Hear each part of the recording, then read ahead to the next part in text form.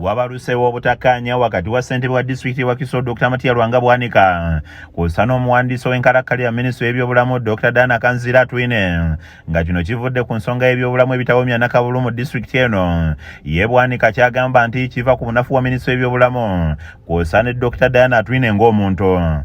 They brought the bedroom issues to the ministry. Kino kididde Dr Atwine okuwandiikira akulira abakozi mu disitulikiti eno Alfred Malinga n'amulagira alonde mu wangu akulira ebyobulamu mu disitulikiti y'e Wakiso nga naye assukiddemu ng'eyatega ogw'ekyayi n'atuuza olukiiko olw'abakulira mu lwaliro ga gavumenti gonna mu Wakiso nga luno luyindidde ku kitebe kya disitulikiti eno enkya ya leero. Akola ng'akulira ebyobulamu ow'ekiseera Lugolobi Mathias asomedde abakulembeze ba disitulikiti alipoota okuva mu ddwaliro ekkulu e Mulago eraga nti omuwendo gw'abakyala b'embuto abasindikibwa okuva e Wakiso bajjanjabibwe Mulago gutiisa, ekiraga nti buno obunafu bw'abasawo mu disitulikiti eno nga ensonga lwaki Dr Atwine ayagala wabeewo ekikolebwa bunnambiro. Abasawo baweereddwa omukisa okubaako ne kye boogera nga bano bakkiriza nti kituufu waliwo bannaabwe abanafu mu nkola y'emirimu, kyokka ne bategeeza nti n'omuwendo gw'abantu gususe okusinga ku ogwo ogulambikiddwa mu malwaliro agali ku ddaala lya Health Center 2 ne Health Center 3. It does not have anything to use for cesarean section.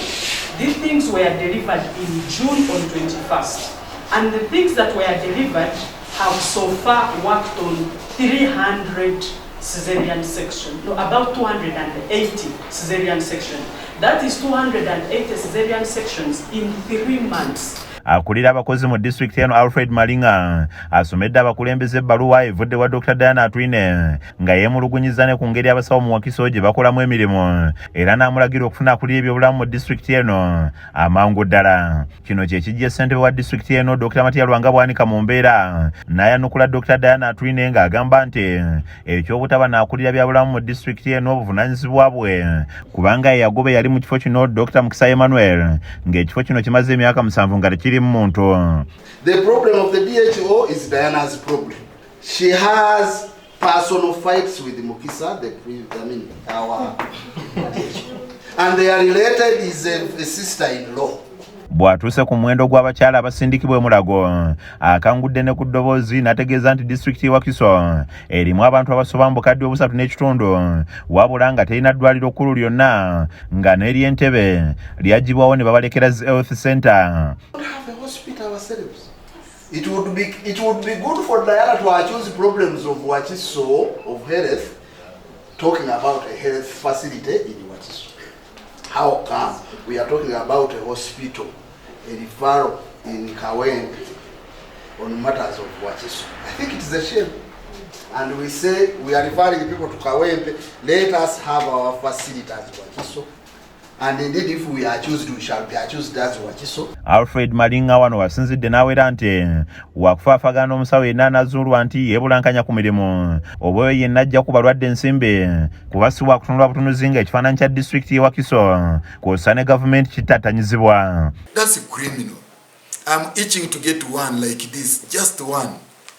That fella, I'll hand him over to police and should be prosecuted and even deregistered and should go to Luzera.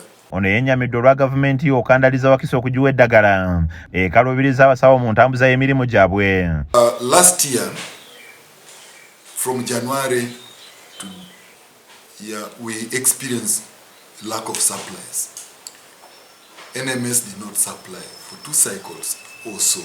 Ye RDC Wakiso Justin Mbabazi alabudde abasawo nti yenna n'akwatibwako mivuyo kakumujjutuka kubanga siba kuzanyira mu bintu ebitono disitulikiti byesobola okukola. Atasobola kukola mu gavumenti waddembe oba ddembe lye okugenda n'akola mu private hospitals. Kizza Peter yakusakidde eggulire lino ku lwa KSTV agaleero.